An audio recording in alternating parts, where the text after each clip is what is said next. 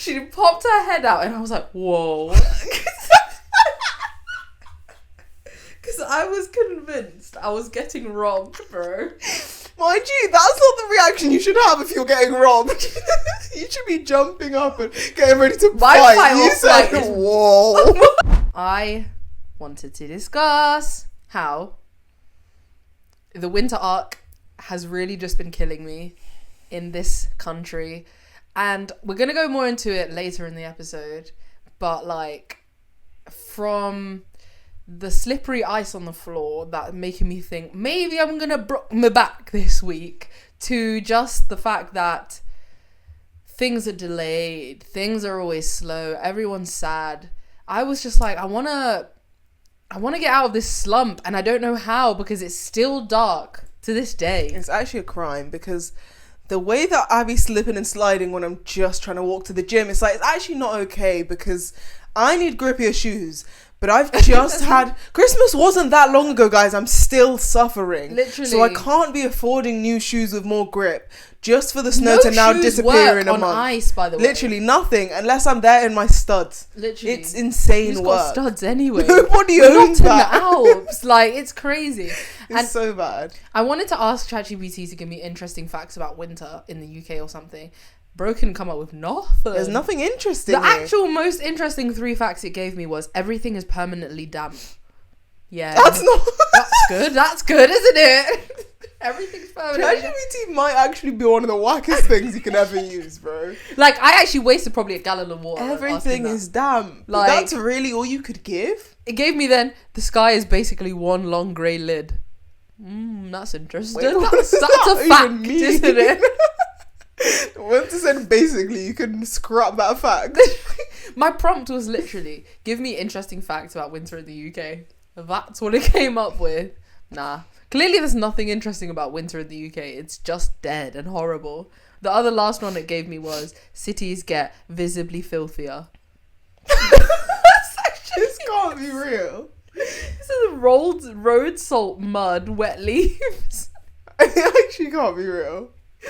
I don't know where. What I don't know the what interesting fact there, because none of them were interesting. they were all definitely pathetic and sad as well. It's damp all the time. Wow, Filthy. I couldn't have figured that out. I've never seen an AI be so aware of how horrible the UK is during the winter. Perfect. They couldn't have come up with nothing. Nothing, not a single fact. The snow looks pretty. At least they could have done, man. They actually didn't do anything. I guess it uses the word fact, As a literally. literal. Because it has to be a fact. But there's nothing interesting statistically. But you asked for an interesting fact. None of those are interesting. I'm bored. What the hell? Filthier, mud, Wow. and leaves. Fairs.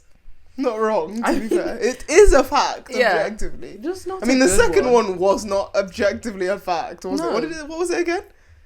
The sky is basically one grey lid. What is that? What they come up with as a fact? How can you say basically? Grey lid. Why were you using that to describe the sky? Anyway. Jeez, man. I just think it's been like a very cold winter, like the winter feels like it's not getting unwintery. And the problem with the winter in the UK is it doesn't feel super wintry. Like you said, the snow only lasts about a week, and then other than that it's just really cold and icy some days, and some days it's just really rainy and windy. Literally. And yeah. Snow, I feel, looks way better from the comfort of your home. Yeah. Because, like, you're like, oh my god, I can't wait to... Like, when you're a child, you're like, I can't wait to go outside and play and do snowballs. I haven't picked up and thrown a snowball since I was, 8 years old? Like, it's just not happening anymore. Now it's just kind of dread because... I need to go and walk to the gym, but now my whole leg is wet because I'm knees deep in fucking snow. Nobody needs that. It's so inconvenient. And I feel like because the snow lasts about an hour or two until it just turns into slush because people are walking around, there's nothing to enjoy, and it actually looks clapped. Yeah. And okay, when you're in somewhere like London, it doesn't really even snow. It's just cold, wet, and miserable. Cold, wet, and miserable. At least in other countries, right? They have not every country, but like a lot of countries in Europe, they actually have like snow for a long period of time, or they have what feels like a real winter. I feel like here is just half-hearted winter. True. I couldn't stomach Canada though, because their snow is insane. It's like, but when does it end? And why is everyone getting snowed in all the time? That's too much. Yeah. That is actually the most inconvenient thing I could ever think of. It's not only inconvenient, it's just too cold to do anything. I can't deal with the temperature. Like, and mind you, the summers in England doesn't even get good. So, or they get hot, but like sweaty hot, and it's not even AC nice. It's not holiday hot. It's just terrible. Honestly, this country isn't built for anything. Yeah, because it's insulating in the summer, but somehow the rooms are still cold in the winter. What are we doing now? Like, when are we gonna actually get to a point where we can insulate houses properly and we can actually cool them down too? Is that just not possible? Clearly this country is genuinely just built for neutral weather, which is what we have, I guess. I think we have pretty bad weather for the most part. Literally. Anyway. I just remember the days when, like, it was the heat wave and then everything just broke down. And then the days when it's been snowy. Yeah, because how have we got train tracks that melt in the heat? Melting is a lie. But then they can't withstand the rain, the strong rain or the snow or wind. What can they withstand? Because you can't withstand anything. You can't use a better metal that doesn't melt in the heat. Mind you, it was 35 degrees. You're using the wackest of alloys. Hasn't it been like really crazy temperatures in other places in the world? Like, someone said still it's minus 40 in Canada or something. That shit's fucking terrible. I'll be honest. I'm not leaving my yard. I'm moving, bro. Nah, facts. Minus 40. I can't even leave my house. Exactly. You need an in-home gym or something. That's crazy work. Wow.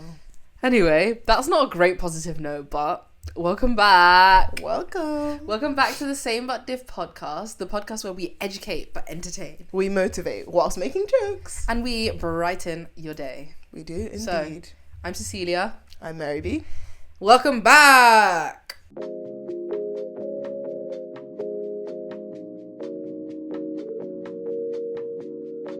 And jumping straight back in, I feel like on top of the winter and things being really cold, everybody always talks about how depressing January is, or February and January, but also the things that people don't prepare you for when you go back to work.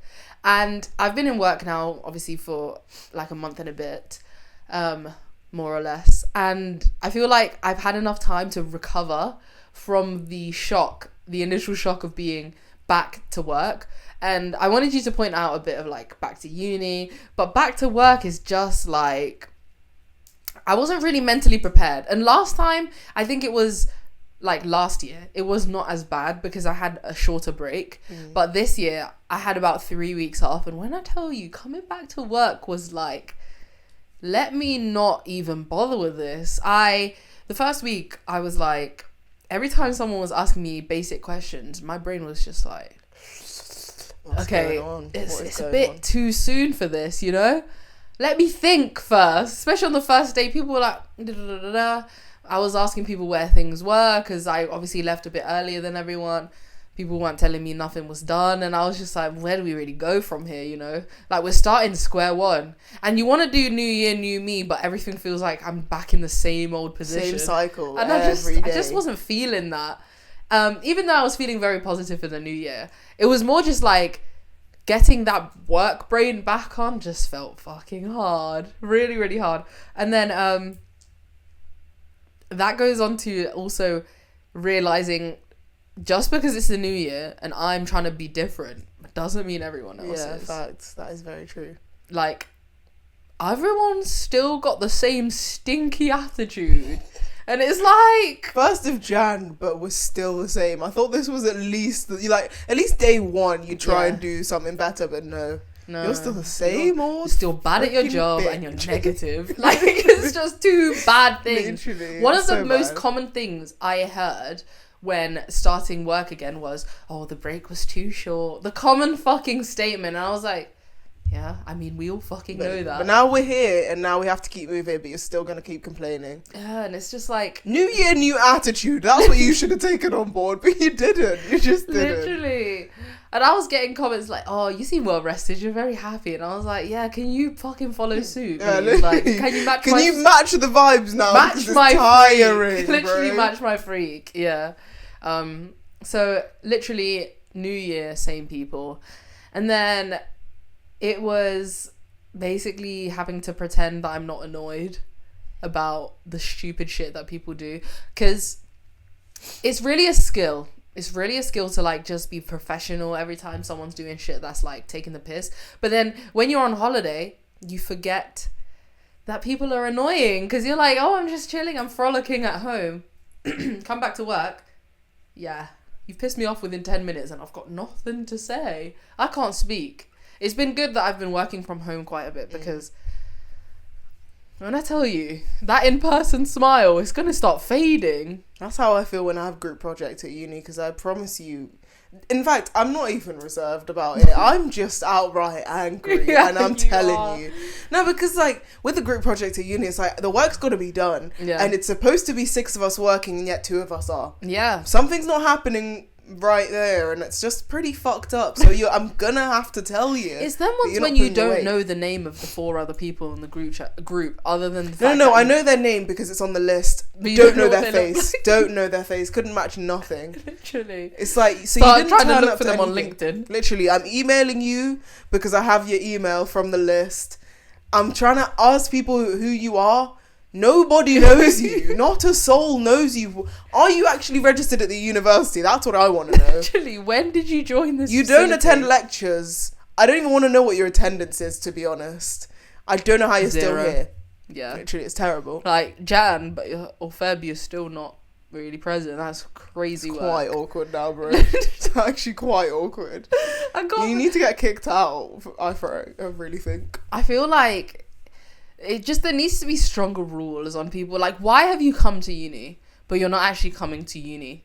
What is the real point of you moving out and like branching out or doing anything at uni? You're not learning nothing. They're just there for the sake of partying, bro. Yeah. I It's just think even that's worse when crazy. it's like the international students. Like, your parents are spending thrice the amount that the home students are just for you to gallivant. Just for you to gallivant. Run around time, yeah. Manchester, not even in uni ever. More time, right?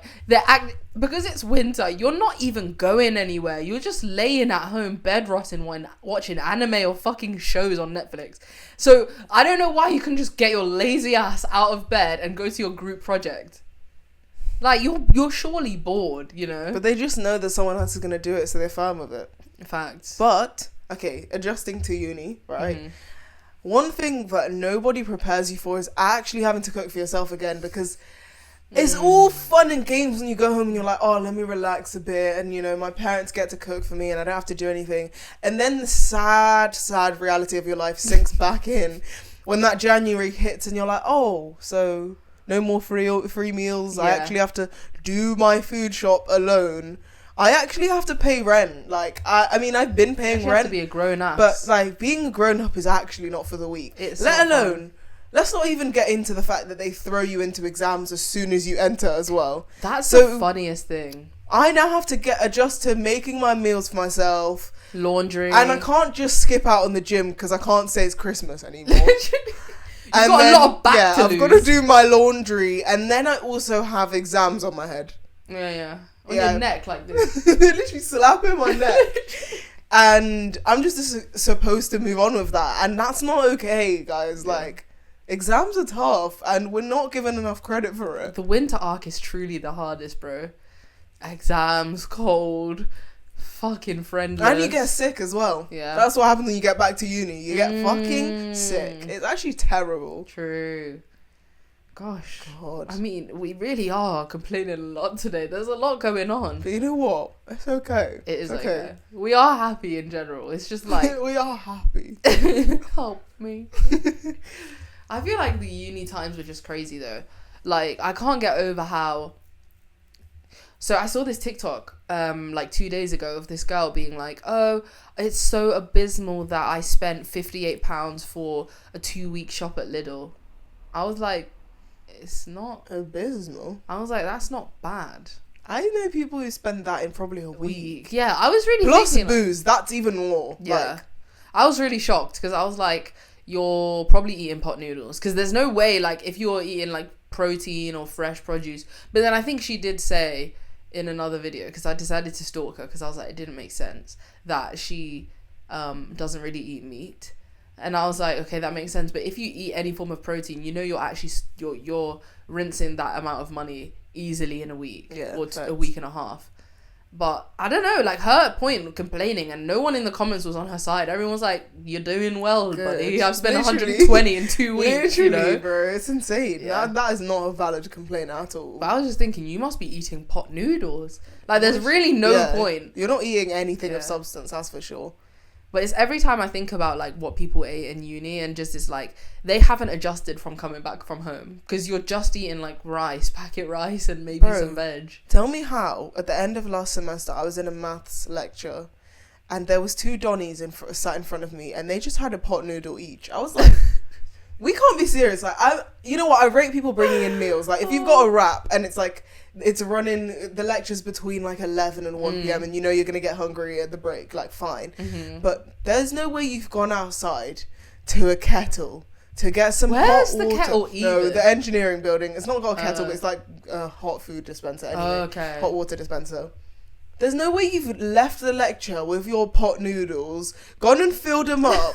And I watched them. They left the lid on as well, left it on for 5 minutes, and they started indulging. I was like, that smells making me sick. I don't know how you're even eating that. And I'm trying to lock into some hard maths right now, and I'm just smelling that freaking chicken and mushroom. That's yucky. Other than the fact that it's nice for them, because low-key they've gotten themselves some warm disrespectful. That is, I would have. Meanwhile, I hadn't eaten the whole day, and it was almost 1 p.m. I was like, I'm hungry, and I'm smelling horrible food. You're putting me off my appetite. Food is a stretch when it comes to that thing, anyway. So disgusting. I was just like, you guys are. That's rude. It is. That's very much rude. Is.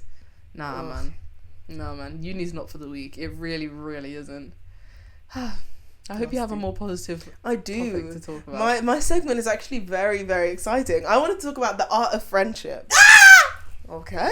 I love my friends. Okay. No, because recently, right, I had my school reunion, and I just think it's so beautiful that you can not see people for ages, and with certain people you come back and it's like absolutely nothing's changed. Like, some of those people I hadn't seen in 3 years, because some people who left before 6th form, and literally clicked instantly, like no time had passed, and it's like we've done so much like apart from each other, and somehow when we come together we can still just have the best time of our lives. Like, literally, I was like, wow, I haven't been able to be this weird in so long, because like with my friends from school, there's no one like that, bro. Like that level of weirdness where every single person is matching my freak.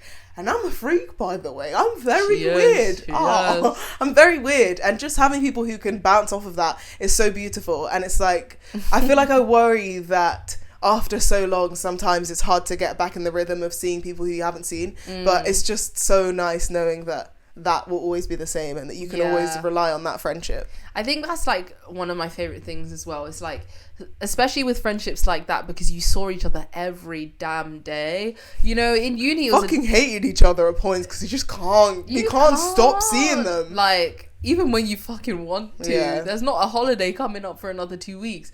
But like, it's crazy how, you know, those formative years, you really just grow with people, and that growing with someone else is like shared experiences you can't really replace. I love friends. I do. Yeah.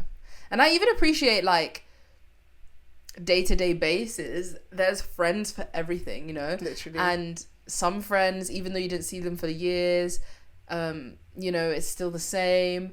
But I'm sure if you hung out more, there would also be some differences. True. And then it would be nice to discover what they are. And like, but also I fear that I really appreciate not seeing people for a while, because then it's like when you get together, it's like you only form good memories from then. Like, I feel like sometimes if you see people too often, it starts like being like, oh, this person's pissed me off for this reason, which is like necessary, because obviously not all of your friendships are going to be smooth sailing all the time. But I feel like it's also important to have friendships where it's like, oh, we're not always going to have to be pissed off at each other because we don't see each other all the time. Yeah, I feel like that's the natural thing about like growing up and being an adult. Half your friends or your best friends are long distance, and you're just like treasuring the memories you make when you end up actually being able to see each other again. And it is one of my favorite things in the world. Magical, as you said in one of the episodes last year. Miss ya. You know who I'm talking about. I don't. They do. Yeah, of course they do. Yeah. I love that. I think I also like that, like you said, there's so many different types of friendships you can have. Like, people act like having surface level friendships is a negative. Like, oh, you should only have like 3 close friends, and if you have more than that, it's like a red flag, because why do you have so many friends but you don't have close friends? It's not true. No, it's not like, true. I have different friends that offer me different things, that I offer different things, you know. It doesn't have to be everyone is my closest friend that I rely on with my whole heart. Like, exactly. That's like a work friends. I'm sure not all of them you can trust with every dark secret you have, obviously. Like, it's just not realistic. Literally, but then, exactly, because some people, it's like, you know, you're not best friends, but every day when you see each other at work, it's vibes and it's fun, and you can't just say we're colleagues, because we actually really get along. Yeah. So we're friends, but it might be a different degree of friendship to someone that you knew since you were 8 years old, and I don't think that's a problem. And I think it's a bit strange when people are like, oh, you know, you're not really a friend. It's like open up a bit, you know? Yeah. And I also think there's nothing wrong with having friends who just want to have fun. Like, as long as you can establish that they're the type of friend where, like, we're just going to go out, or, like, you know, we just like to go party together. I mean, I can't relate to this. But obviously there's... I can't either, but you know what, it's okay. You know, but those exist, and... you know, when I've had them at the time, they served a purpose. Yeah. They served a purpose. I feel like it's so wrong to have the expectation that every friend you meet in your life is supposed to be the bestest person and you can trust with everything. Because it's it's not true. Like, some people aren't built for being that person for you, and that's fine. And I've also learned over my years that some friends serve their purpose for a short time, and that can have such a great effect on your life, and they aren't supposed to be there forever. Like, I've fallen out with some friends, but I gained so much knowledge from that friendship that I will always value them as a person anyway. One thing I really loved from what you just said was literally expectations. I think one thing growing up and maturing is realizing that friendships shouldn't come with expectations. If you really care about someone, you shouldn't expect them, or you shouldn't expect friends to do certain things for you, or act certain ways for you, go out of their way for you. Like, if you have a lot of conditions for people to be your friend, or a lot of expectations for people to be your friend, I don't want to be your friend. Facts. Like, because you don't really give a fuck about what I'm going through. Because when push comes to shove, if I'm going through something and I can't be there for you, and you're going to now have a go at me, I've experienced this time and time again. It's like, just because you're a giving person and you give people a lot when you're their friend, doesn't mean that when now you aren't able to give the same thing, that you have a problem with them, or you have a problem in general, you know? And a lot of people, they can't really bring that energy, you know? Yeah. I think my favorite people and some of my bestest friends are people who, they know, like, okay, we haven't spoken in a while, we haven't seen each other in a while, but when we do, we're cool. And when we need each other, we'll be there for each other, you know? It's not an awkward thing, you know? Yeah. Those expectations are crazy. It is. And it literally ruins your friendship, so why are you actually doing it? Makes no sense to me. Yeah. Them friends that literally, they will never compromise the situation when they're uncomfortable, yet they want you to constantly compromise themselves. They want you to compromise your entire life for them. Yeah, it's... boring. Yeah, it's tiring. Absolutely But boring. for the most part, friendship is amazing. I love it. I love all my friends. Yeah. One thing I love is just making friends to different degrees all the time, you know, because you learn so much from human beings as a whole. And I think that it can always strengthen your character, personally. I agree with that. Yeah. Wow. What a good segment.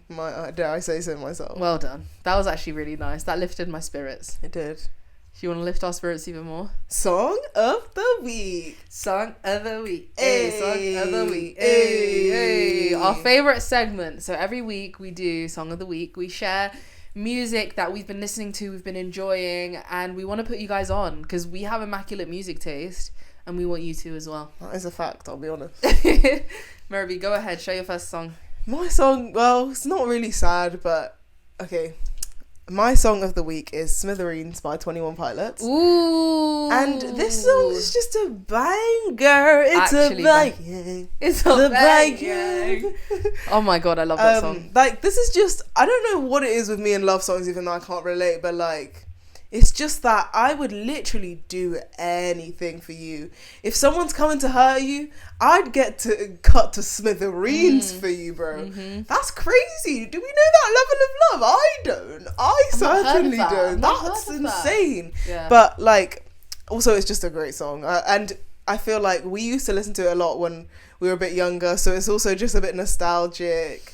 And I also have some friends who I remember I used to listen to it with them in fifth form, whatever. Like, some random good times. Yeah. Even though it's like a love song or whatever. I don't even really get it, but like... I don't remember any like particular lyrics at this moment, but like I just remember it hitting. Do you have any? But if I'm feeling someone stepping toward you can describe just what I'm feeling. 21 Pilots are fucking amazing. Factual. I feel like they're really underrated. Or like nowadays I feel like, yeah, they're like not that many people really listen to their music anymore. But I still think it's worth it, guys. I really think it's worth it.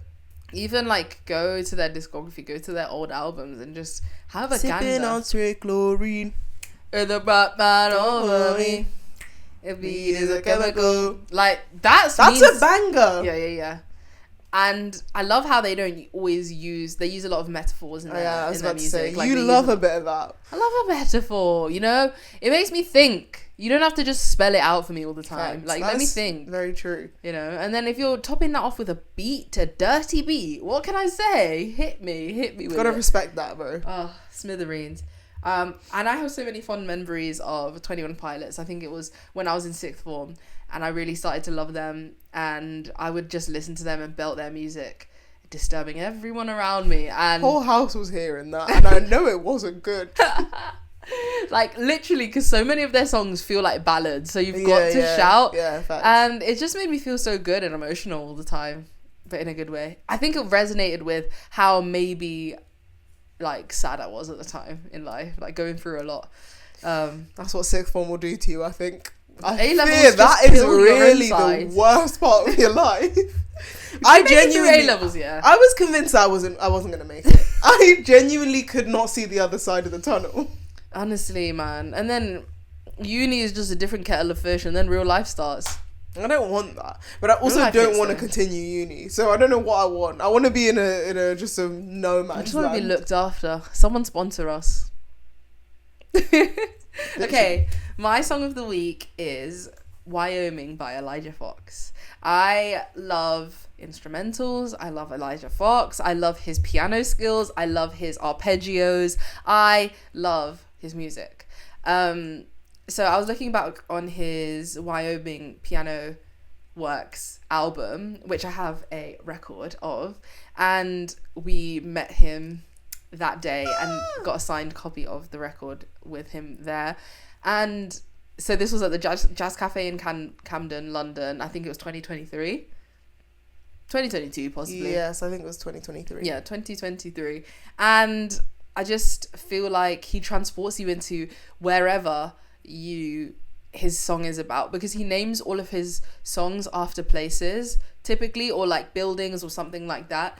And even though I haven't been to Wyoming, the cover art is like snowy mountains, right? And I feel like when I listen to that song, I feel like I'm in snowy mountains. Oh, how I love music for that reason. It's like so serene. Music can genuinely place you in a setting by just hearing it. Like, exactly. And people don't think that's cool. Like, I don't understand. Like, how can you not find music so amazing? It can do so many different things. Literally. Like, you've never been to a location, but somehow when you hear music, you know exactly what that feels like to be there. Exactly. That is crazy. It's almost like sometimes you can smell things. You can smell it. You can visualize Senses can do a lot for you. Maybe we sound like we're drug addicts or something, but I kid you not, music is a drug. It is. It like, actually is. I challenge you to play Wyoming by Elijah Fox, listen to it, close your eyes, and just feel where you are, right? Where it transports you, and just listen to how he plays the piano.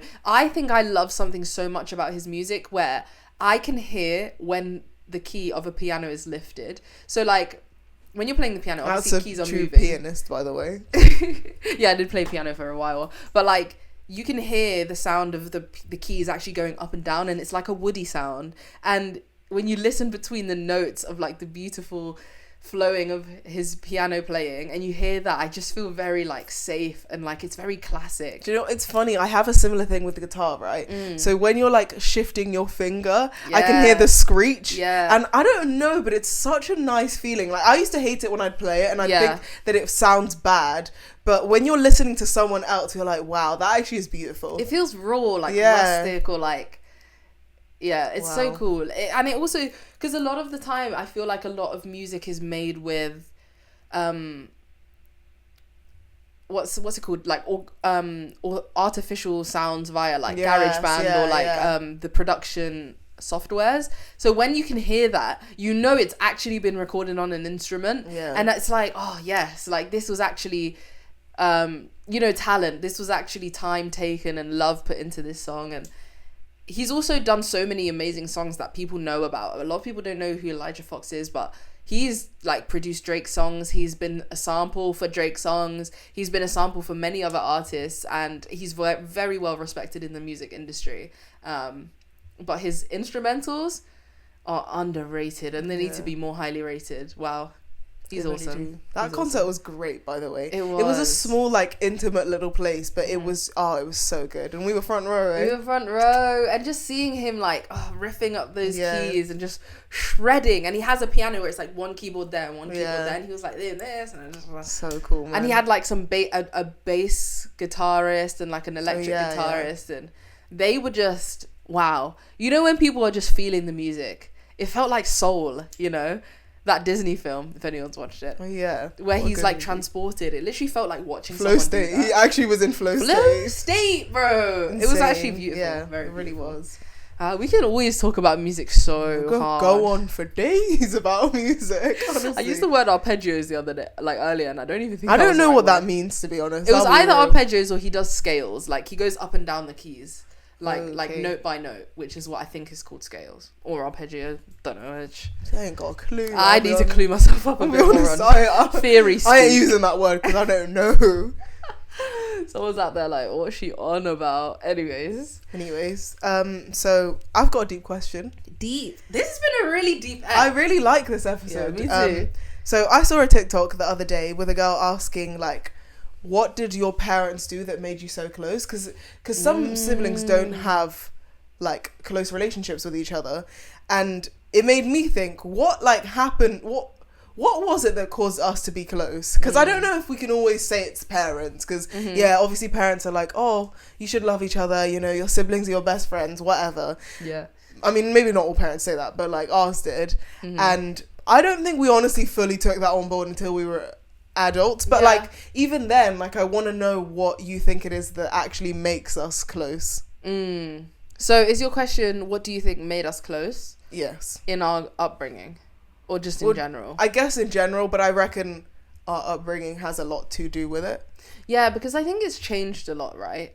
And I really like this question because it was making me think about the first thing I was going to say is something that you won't like, because I was going to say that a lot of the time I feel like I was made to look after you. Yeah, I think a lot of the time we were left to our own devices to do a lot of things, and it meant that we spent a lot of time together. First of all, because we're girls. Second of all, because if we went out, like our dad would just be like, make sure she's okay. Just to me. He would say that, and obviously you wouldn't not be okay, but like I would just make you follow me if I was going somewhere, or make you like come and get food when I was getting food. And then it was just like that, you're just constantly there and I'm constantly looking out for you, and I felt like that meant I was always just like, we were attached, you know? Yeah. And then true. I think also like the night times we had a bunk bed. I think those bunk bed Best chats. times of my life, I'll be honest. Those bunk bed chats. We would chat shit for days. I can't remember one thing we ever spoke about, but I know it was Dookie. It was actually terrible. But it was so good because, like, honestly, I kid you not, we would pretend to be going to sleep. Obviously, when we were told to go to bed, of course. we would just be like, yeah, good night, and then we'd just start yapping, and it would feel like hours of chatter. But it's funny because it was always you falling asleep first. You've always been that person, and I think you always will be to this day. We'll be mid conversation, and then you'll just randomly say, "Oh, orange juice," because you're falling asleep. You do it all the time, exposed. And then I'm like, "Wait, what did you say?" And you'll be like, "Oh, I don't know." It's so funny, bro. Honestly, most enjoyable part of the night. Literally. When you're just drifting into sleep, trying to keep up the convo. You know what? I don't know if other people relate, but you know when you're half awake and you start dreaming. Fully relate, but I just if I'm tired, I'm gonna say I'm gonna go to sleep. I don't just start trying to lock into a dream whilst locking into the combo. That's insane. It's so debilitating when you don't know what's reality and what's a conversation. I feel so... Bro just shouts random words and I'm like, what was that reaction all about? It's so funny though. I love it. We should tell them what happened last night. Oh my god. Okay, so I went out and I said that I would be late. So you said, oh, well, I'm just going to go to sleep and then you can wake me up because I don't have a key to your flat, obviously. And then I come in and you obviously let me in and it's fine. And then because I had a bit to drink, I felt a bit sick, so I decided to sleep in here. And then I woke up after like an hour because I was like, oh, actually, I feel fine now. Let me go into your bed. I literally cracked the door open a tiny bit. What did you do? What did you do? Go on. I woke up abruptly because I heard my door, and it's like a really weird sound where the door's just rubbing against the carpet, right? And I just heard that sound, and I literally woke up really abruptly, and I saw a shadowy figure because I have really bad eyesight, so I couldn't actually see Mind her. you, it was basically only my head that popped into the door by the time she'd gotten up as well. Like, I wasn't even in the door yet. Yeah, so she popped her head out, and I was like, whoa.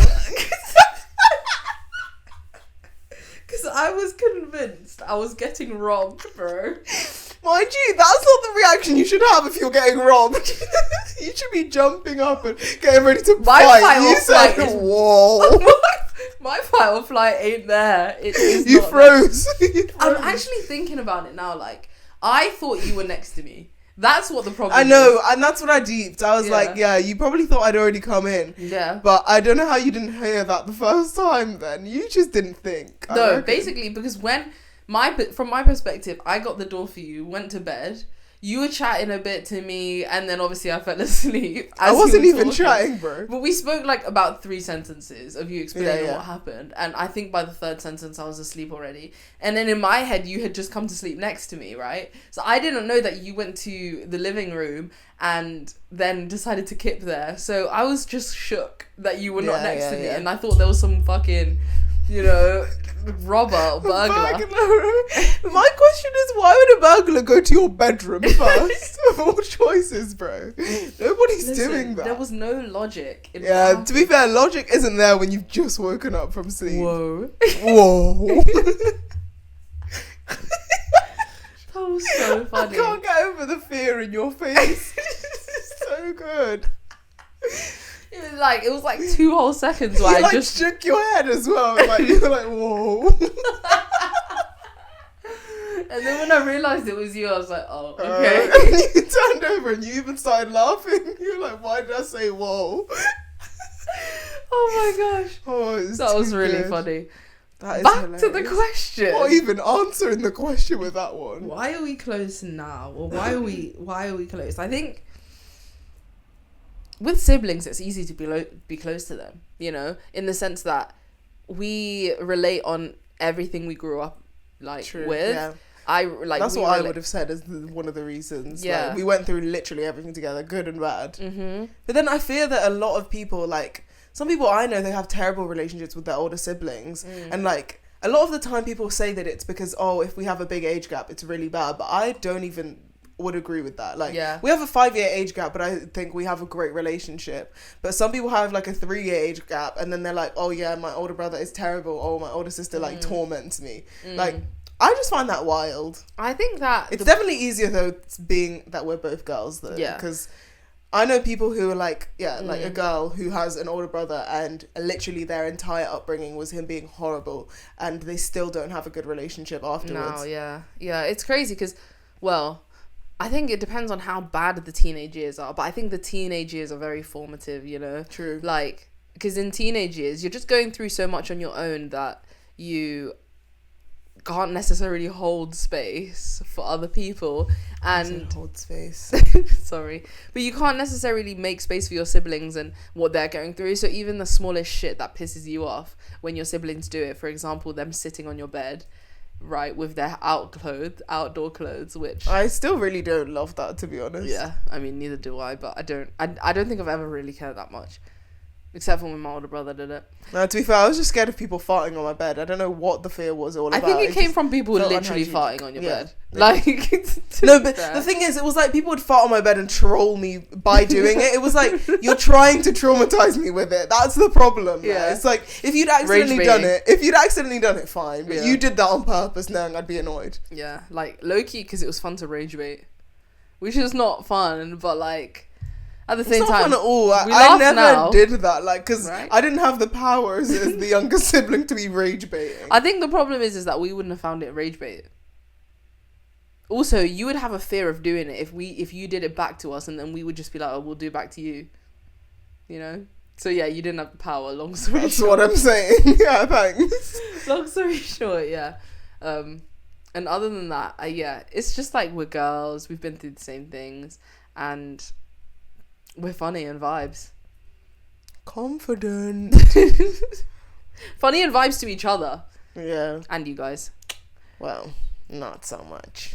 Do you have a response to the question? I feel like you've basically covered everything that I would have said, Yeah. to be honest. Yeah, no other thoughts. No, I don't think for myself. You think for me. Oh, actually, leading off of something you said earlier, I think you said that, oh, when we were younger and we'd go out, our dad would always say, oh, make sure she's okay. And then I'd follow you around. And I really feel like that not negatively impacted me in the future, but I think it definitely had an effect on me as a person because what I've been told, I used to get told when I was like, 10 years old, oh, you know, you're always in your sister's shadow, whatever. And I think that's because since I had always been following you around, I didn't know how to do anything for myself. So then I got used to just following you around for so much of my life. I was like, well, I don't have to do anything myself because you do it. Yeah, I think it's interesting that the whole concept was, instead of like being taught to integrate you or like make you do stuff, I was just told to do stuff for you. And then it was like, obviously, you were then naturally going to not know how to fend for yourself because you didn't have to. Whereas I had to fend for you. And then, well, I thought I had to fend for you rather than you have to do stuff for yourself. But it's also because you were 5 years younger than me. So in my head, it's like, oh, she doesn't know what to do. It's true. But it's interesting also seeing it with our younger siblings because I feel like Kikeli, she's off with the wind. Like, she's always just being social, whatever. And I feel like almost Dario's already taking that form of just following her. But I feel like because he's a chill guy, he doesn't really Such a always do chill it. He guy. can't be asked because he can't be asked for like people in general. Yeah. But I don't think that's who I am. But I feel like I just got comfortable doing that because you were always there. Yeah, it's true. I think it would be interesting to see because his personality is much more like chill and introverted. To see once he's of course like in his own older. schooling, Yeah. and how it is and how it changes. But I think we like, who knows what you would have been like if it wasn't like if you didn't have older siblings, like how things would have been. Dreadful. I mean, like, I don't want that. I don't wish that single child life on my worst enemy. no I'll be one, yeah. honest. And I think being like the older sister has its own like interesting dynamics to it, because I think I always, even to this day, feel like being the one to make sure everything's going right, everything's going smoothly, like everyone's looked after. I think I have more of those instincts because I'm always the one well, I always was the one like leading in charge of things when it came to family. So now I still feel like I have those instincts. I don't necessarily need to act on them, but like I end up always doing more stuff, I would say, in that realm, only because it's like something ingrained in me. Yeah. So it's really interesting how people have different experiences. And I guess it made socializing so different, because for me, no one was like, I guess our older brother, but he was always he was just on his away own. with his friends anyway. Yeah. So then I just had to socialize with like the girls at functions and that, and then I was just there, the one that never spoke. Yeah. But who forced you not to speak though? No, but 5 years younger, and you were never friends with people my age. They were just always a bit older. Yeah. And like, who's gonna really be trying to force themselves into a conversation with older people? Not many people at that age. Yeah, true. But a lot of the time, I also feel like most people were younger than me. Yeah, they were younger, but it's so easy to chat to people who are younger than you. But like, they were 2 years younger than you, and then 3 years older than me, and I was 7 years old. I felt intimidated, you know. Yeah, for sure. It's interesting. But now, who cares? Yeah, exactly. Who gives a fuck? We've changed so much that it's like redundant. Yeah. Wow. Interesting. I thought it was an interesting point. Yeah, what a really good episode. We've talked about a lot of more deeper topics. Let us know Not what just it's like. complaining like the beginning of the episode. You know what? It's okay. It's okay. What do you guys think of sibling dynamics? Do you guys have sisters? What are you guys close? like? Are you close? Are you far? Are you together? Are you single? What? Single? What's that got to do with it? I'm lost in what I'm saying. Thanks everyone for watching. Thank you very much. If you liked this episode, share a comment, share your thoughts, give us a like, please subscribe. Go over to our Spotify, follow us, listen to the Song of the Week playlists. And follow us on Instagram, TikTok to, keep up with any updates that we've got for you guys, any changes, any exciting moments. And again, share it with your friends if you enjoyed it. Thank you so much for watching. I've been Cecilia. I've been Mary B. Bye. See y'all.